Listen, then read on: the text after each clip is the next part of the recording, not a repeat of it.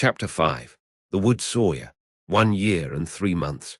During all that time, Lucy was never sure, from hour to hour, but that the guillotine would strike off her husband's head next day. Every day, through the stony streets, the tumbrils now jolted heavily, filled with condemned. Lovely girls, bright women, brown-haired, black-haired and grey, youths, stalwart men and old, gentle-born and peasant-born. All red wine for La Guillotine, all daily brought into light from the dark cellars of the loathsome prisons, and carried to her through the streets to slake her devouring thirst. Liberty, equality, fraternity, or death, the last, much the easiest to bestow, O Guillotine! If the suddenness of her calamity and the whirling wheels of the time had stunned the doctor's daughter into awaiting the result in idle despair, it would but have been with her as it was with many. But from the hour when she had taken the white head to her fresh young bosom in the garret of St. Antoine, she had been true to her duties. She was truest to them in the season of trial, as all the quietly loyal and good will always be. As soon as they were established in their new residence, and her father had entered on the routine of his avocations, she arranged the little household as exactly as if her husband had been there. Everything had its appointed place and its appointed time. Little Lucy she taught as regularly as if they had all been united in their English home. The slight devices with which she cheated herself into the show of a belief that they would soon be reunited, the little preparations for his speedy return, the setting aside of his chair and his books, these, and the solemn prayer at night for one dear prisoner especially, among the many unhappy souls in prison and the shadow of death, were almost the only outspoken reliefs of her heavy mind. She did not greatly alter in appearance. The plain dark dresses, akin to mourning dresses, which she and her child wore, were as neat and as well attended to as the brighter clothes of happy days. She lost her colour, and the old and intent expression was a constant, not an occasional thing. Otherwise, she remained very pretty and comely. Sometimes, at night, on kissing her father, she would burst into the grief she had repressed all day, and would say that her sole reliance, under heaven, was on him. He always resolutely answered, "Nothing can happen to him without my knowledge, and I know that I can save him, Lucy." They had not made the round of their changed life many weeks, when her father said to her, on coming home one evening, "My dear, there is an upper window in the prison, to which Charles can sometimes gain access at 3 in the afternoon.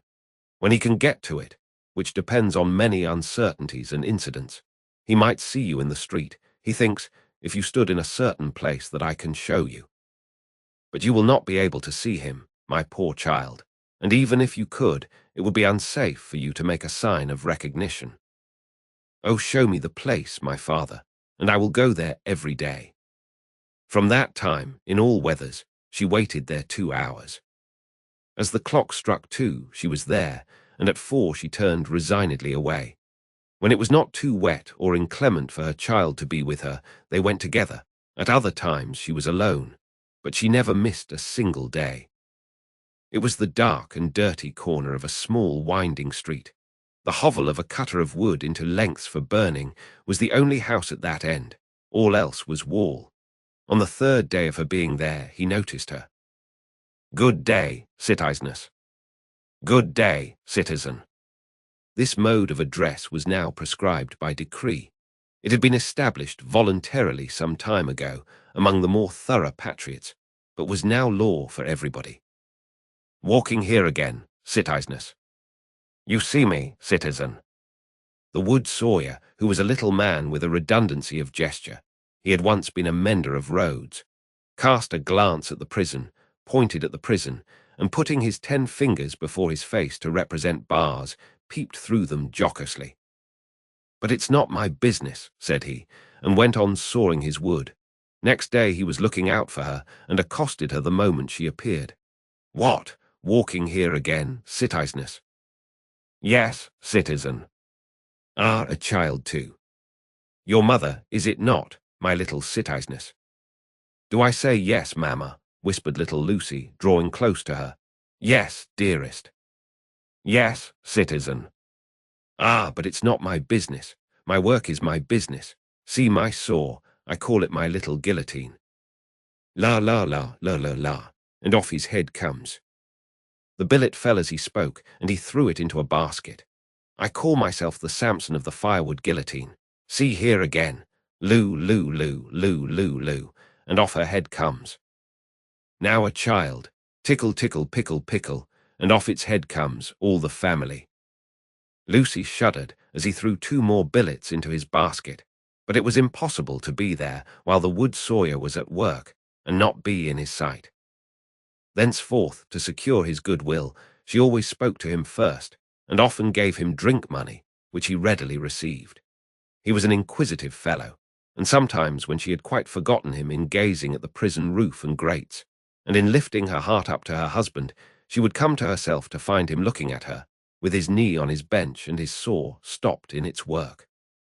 "But it's not my business," he would generally say at those times, and would briskly fall to his sawing again. In all weathers, in the snow and frost of winter, in the bitter winds of spring, in the hot sunshine of summer, in the rains of autumn, and again in the snow and frost of winter, Lucy passed 2 hours of every day at this place. And every day on leaving it, she kissed the prison wall. Her husband saw her, so she learned from her father. It might be once in 5 or 6 times. It might be twice or thrice running. It might be not for a week or a fortnight together. It was enough that he could and did see her when the chances served, and on that possibility she would have waited out the day, 7 days a week. These occupations brought her round to the December month, wherein her father walked among the terrors with a steady head. On a lightly snowing afternoon she arrived at the usual corner. It was a day of some wild rejoicing and a festival. She had seen the houses, as she came along, decorated with little pikes, and with little red caps stuck upon them, also with tricoloured ribbons, also with the standard inscription. Tricoloured letters were the favourite, Republic One and indivisible. Liberty, equality, fraternity, or death.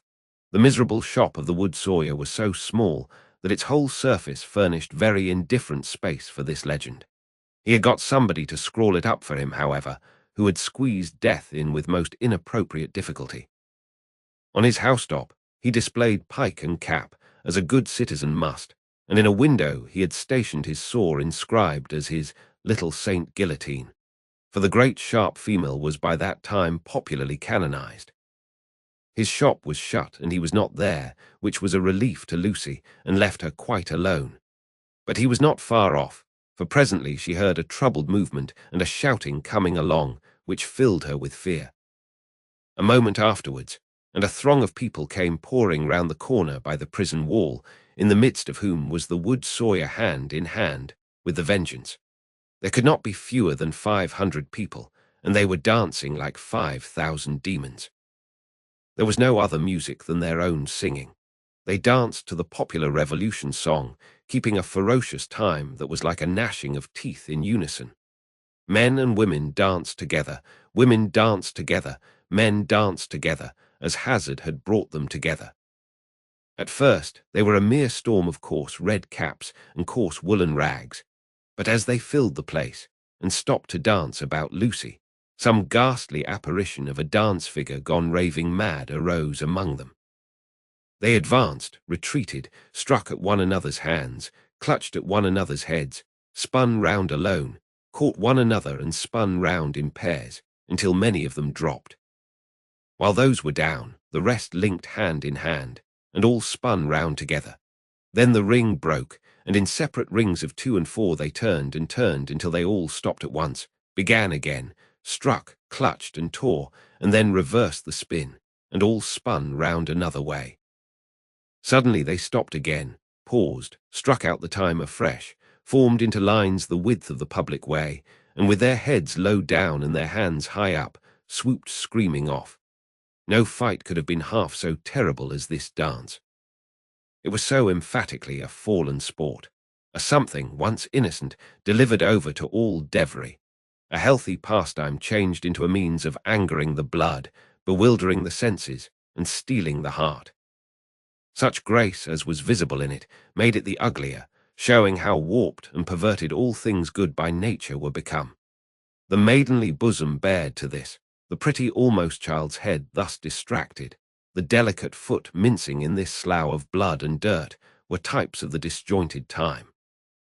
This was the Carmagnole.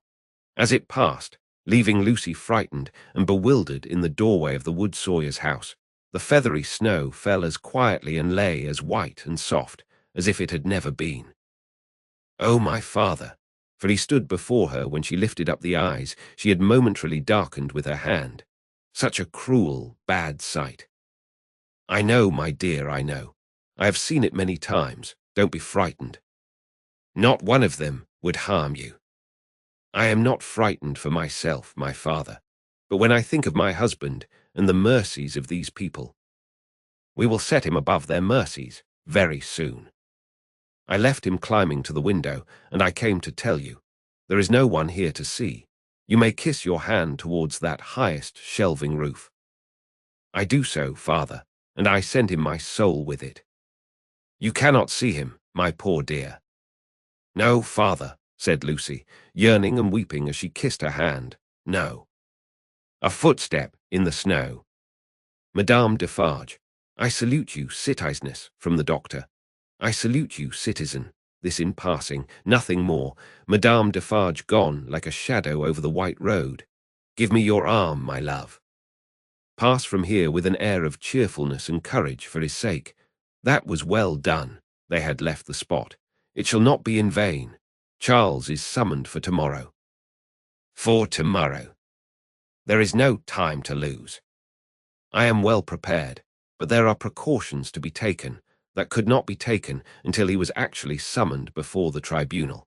He has not received the notice yet, but I know that he will presently be summoned for tomorrow and removed to the conciergerie. I have timely information. You are not afraid. She could scarcely answer, I trust in you. Do so implicitly. Your suspense is nearly ended, my darling. He shall be restored to you within a few hours. I have encompassed him with every protection. I must see Laurie. He stopped. There was a heavy lumbering of wheels within hearing. They both knew too well what it meant. 1, 2, 3. 3 tumbrils faring away with their dread loads over the hushing snow.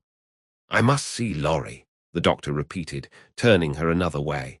The staunch old gentleman was still in his trust, had never left it.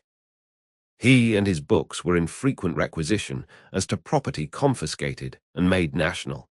What he could save for the owners, he saved. No better man living to hold fast by what Tellson's had in keeping and to hold his peace. A murky red and yellow sky and a rising mist from the Seine denoted the approach of darkness. It was almost dark when they arrived at the bank. The stately residence of Monseigneur was altogether blighted and deserted.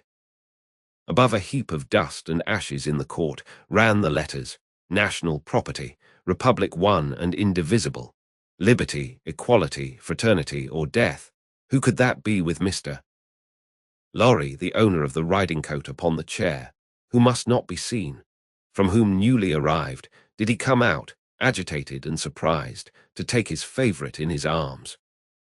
To whom did he appear to repeat her faltering words, when, raising his voice and turning his head towards the door of the room from which he had issued, he said, "Removed to the conciergerie and summoned for tomorrow."